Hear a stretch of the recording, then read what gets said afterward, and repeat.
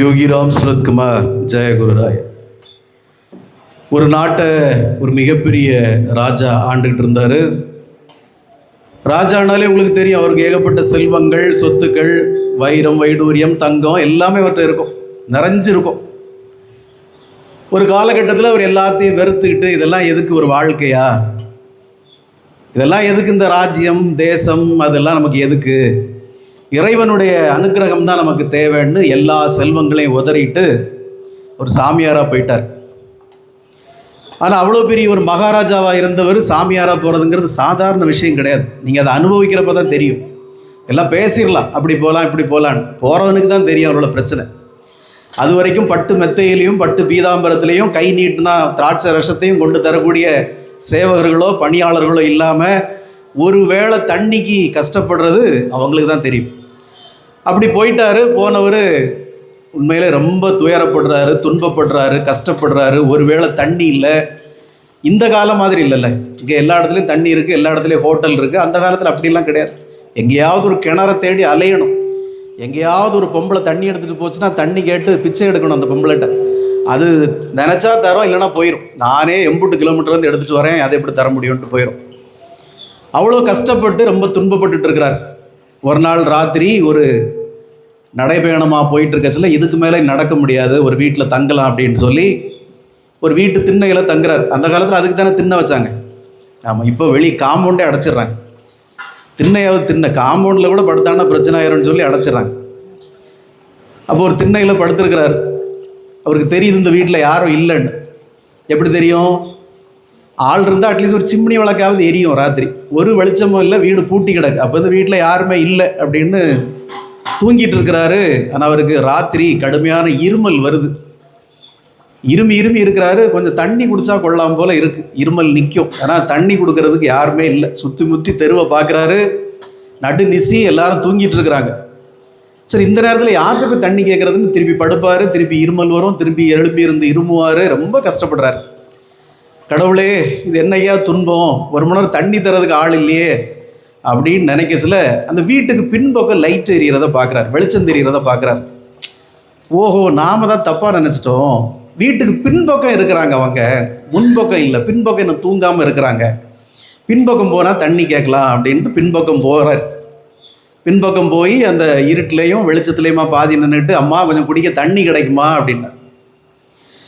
ஒரு உருவம் வந்து ஒரு செம்பு நிறைய தண்ணி கொடுத்து, கொண்டு போயா, அங்கே கொண்டு போய் வச்சு குடின்னு, சும்மா தொல்லை பண்ணக்கூடாது, போயா அங்கே போ, அங்கே போயிருந்து குடி அப்படின்னு சொல்லி கொடுத்துட்டு போயிட்டு.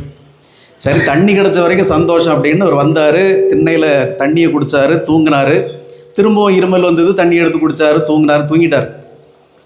காலையில் எழுந்து பார்க்குறாரு, கிளம்புறதுக்காக பார்க்குறாரு. ஒரு தலைமாட்டில் இருந்த செம்பை பார்க்குறாரு. அது நல்ல வெள்ளி செம்பு, புது செம்பு, பல பல பல பலன்னு இருக்கு.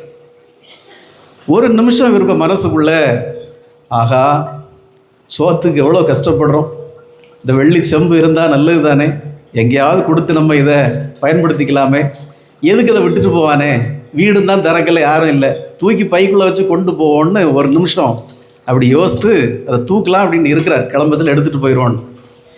அப்போ அந்த வீட்டு பின்னுக்கு கொஞ்சம் ஜனங்கள் அப்படி போகிறத வரவங்க அந்த வீட்டே உத்து பார்த்து ஒரு 10 ஜனங்க கூடுறாங்க. கூடுறதுல ஒரு பொம்பளை சொல்லுது, கேட்டியாடி அக்கா, இந்த வீட்டில் ராத்திரி திருடம் பூந்திருக்கான், இந்த வீட்டில் 3 நாள் யாருமே இல்லைன்னு நினச்சி தெரிஞ்சுக்கிட்டு ஒரு திருடம் பூந்திருக்கான். அவன் வீட்டில் இருந்த பாத்திரம் பண்டம் படுகை எல்லாத்தையும் நேற்று ராத்திரி எடுத்துகிட்டு போயிட்டான். இனி இப்போ மன்னர்கிட்ட தான் போய் கம்ப்ளைண்ட் பண்ணணும், என்ன செய்யன்னு தெரியல, அவ்வளோதையும் திருடிட்டு போயிட்டான் அப்படின்னு இந்த பொம்பளைங்கள்லாம் பேசிட்டு நிற்கிறாங்க. அப்போ தான் இந்த சாமியாராக இருந்த மன்னருக்கு தெரியுது, நேற்று ராத்திரி நமக்கு தண்ணி தந்த பய திருட்டு பயன். அவன் பின்னாடி திருடிட்டு இருந்திருக்கான். நம்ம போய் தண்ணி கேட்டோன்னே சொம்பில் தண்ணி தந்து போய் அங்கே போய் உட்காந்து குடி, நீங்கள் வந்துடப்படான்னு சொல்லிவிட்டோம். திருடன் தான்.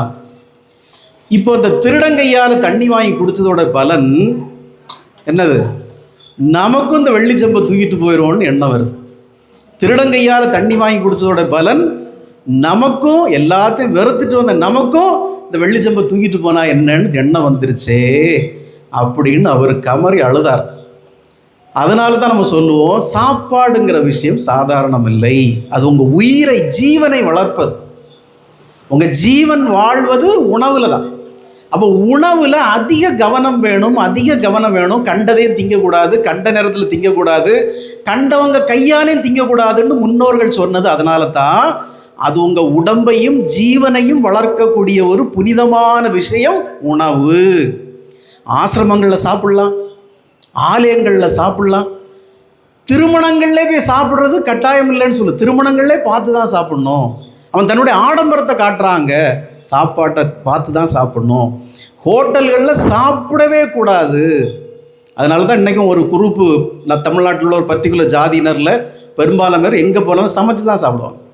இல்லையா ஒருபடி அவலை சமைச்சிட்டு போயிடுவாங்க, எதையும் வாங்கி சாப்பிட மாட்டேன். எங்கள் வீட்டுக்கு ஒரு குடும்பத்தை நான் கூப்பிட்டுருந்தேன், அவங்க வந்தாங்க, அவங்க அப்பா அம்மா எல்லோரும் சாப்பிட்டாங்க. இந்த வீட்டில் உள்ள ஒரு அம்மணி, அந்த அம்மணி எனக்கு உணவு வேண்டாங்க, நான் எங்கே போனாலும் சமைச்சு தான் சாப்பிடுவேன், எனக்கு வேண்டாம் சொல்லிட்டாங்க. இல்லை எதுவுமே சாப்பிட மாட்டிங்களா? இல்லை வேண்டாம், ஒரு வாழைப்பழம் மட்டும் இருந்தால் கொடுங்க போதும், அவ்வளோதான். இந்த பக்குவம் நமக்கு வரணும். உணவு எல்லார் கையாலையும் வாங்கி சாப்பிடக்கூடாது. ஹோட்டலில் போய் சாப்பிட்டீங்கன்னா கண்ட சர்வரும் அவன் என்ன கூரில் என்ன லட்சணத்தில் எங்கே எதை வாங்கி குடிச்சிட்டு இங்கே வந்தான்னு தெரியாது, எங்கே கொலை பண்ணிட்டு இங்கே வந்தான்னு தெரியாது, அவங்க கையால் உணவை வாங்கி தின்னா இந்த புத்தி தான் வரும். இன்றைக்கி நாட்டில் பெரும்பாலான பேர் புத்தி மாறி திரிகிறதுக்கும் புத்தி கெட்டு அலைகிறதுக்கும் இந்த அளவு தான் பிரச்சனை. எல்லார் வீட்லேயும் எல்லார் கையாலையும் வாங்கி சாப்பிடக்கூடாது. அதனால தான் பழைய காலத்தில் யார் கையாலுமே தண்ணி வாங்கி குடிக்காத, யார் வீட்டிலையும் போய் சாப்பிடாதன்னு சொல்கிறது முன்னோர்கள் இந்த விஞ்ஞானத்தை அறிந்தனால தான் சொன்னாங்க. அதனால் இன்றைக்கி அமாவாசை நம்ம ஆசிரமத்தில் சாப்பிட்லாம். உங்களுக்காக ஸ்பெஷல் உணவெல்லாம் தயாராகிட்டு இருக்குது, அதை சாப்பிட்லாம். ஆனால் அதை போல் எல்லார் வீட்லேயும் எல்லார் நேரத்துலையும் போய் கை நினைக்கக்கூடாது. அது எனக்கும் இந்த புத்தி சமீபத்தில் தான் வந்தது. இப்போ ஒரு 4-5 ஆண்டுகளாக எங்கே போனாலும் நான் எதுவும் சாப்பிட்றதில்ல. யாருக்கு வீட்டிலேருந்து எங்களுக்கு எதுவும் உணவு வந்தாலும் நம்ம சாப்பிட்றதில்ல. வீட்டில் நல்லதோ கெட்டதோ, உப்பு இல்லையோ, புளி இருக்கோ புளி இல்லையோ, அதே தின்னுட்டு படுத்துக்கிறது, அவ்வளோதான். ஹோட்டல்லையும் முடிந்தளவு சாப்பிட்றதில்ல, வேறு வழி இல்லைன்னா போய் சாப்பிட்டுக்கிறது, அவ்வளோதான். இந்த பக்குவ நிலை நீங்களும் கொண்டு வரணும். உணவு என்பதை நம்ம ஒவ்வொருத்தருடைய வீட்லேயும் எப்படி செய்யணும்னா, பிராமணர்களுடைய வீட்டில் போய் நீங்கள் பார்க்கணும். அங்கே பூஜை அறை எங்கே வச்சுருப்பாங்க தெரியுமா? கிச்சனில் இருக்கும். அடுக்கலையில் ஒரு பக்கத்தில் தெய்வத்தை வச்சுருப்பாங்க. எதை சமைச்சாலும் அப்படியே கொண்டு சாமிக்கிட்ட வச்சுருவாங்க. சாமிகிட்ட சாதமோ குழம்போ கூட்டோ அது அப்படியே ஒவ்வொரு பாத்திரங்களில் வச்சுருவாங்க. எந்த பாத்திரத்தில் வேணாலும் நம்ம சாமி கொண்டு வைப்போங்கிறதுனால அந்த பாத்திரங்களில் அவங்க வாய் வச்சு தண்ணி குடிக்கிறதோ வாய் வச்சு இறந்துறதோ செய்ய மாட்டாங்க. அதனால தான் பிராமணர்கள் எல்லா பாத்திரத்தையும் அண்ணாந்து தான் குடிப்பாங்க. கண்ட வேலைக்கு பாத்திரத்தை பயன்படுத்த மாட்டாங்க. ஏன்னா எந்த பாத்திரத்தில் வேணாலும் நம்ம சாமிக்கு வைக்க வேண்டியது இருக்கும்ங்கிறதுனால அந்த உணவை நீங்கள் சாமிக்கு படைச்சிட்டு சாப்பிட்றதுனால அதில் இருக்கக்கூடிய தோஷங்கள் விலகுது. எப்போ இருந்துள்ள தோஷங்கள்லாம் விலகுதான்னா, அந்த உணவை பயிரிட்டு வளர்த்து அறுவடை செய்து விற்பனைக்கு வந்து இவ்வளவு இடத்துல நடக்கக்கூடிய எல்லா பாவங்களும் எப்படி ஒரு வியாபாரி கொள்ள லாபத்தில் வச்சு விற்க அதிக கெட்ட எண்ணத்தில் செய்வான், ஒரு விதைச்சி விவசாயம் பண்ணுற ஒரு கெட்ட எண்ணத்தில் செய்வான். எல்லா பாவங்களும் இறைவனுக்கு ஈஸ்வரனுக்கு படைப்பதாலே அந்த பாவங்கள் அந்த உணவிலிருந்து களையப்படுகிறது. அப்போ அந்த உணவை நாம் அதுக்கு பிறகு எடுத்து பிரசாதமாக உண்ணுவதால் அந்த உணவிலிருந்து நமக்கு கிடைக்கக்கூடிய தோஷங்கள் விலகுகிறது.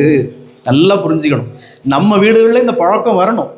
எதை சமைச்சாலும் அதுக்காக மீன் குழம்புல கொண்டு வச்சிடாதீங்க.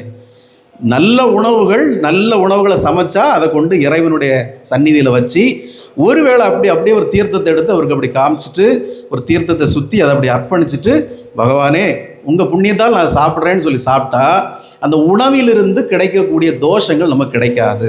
சரிதானே? யோகி ராம் சுரத்குமார், ஜெயகுரு.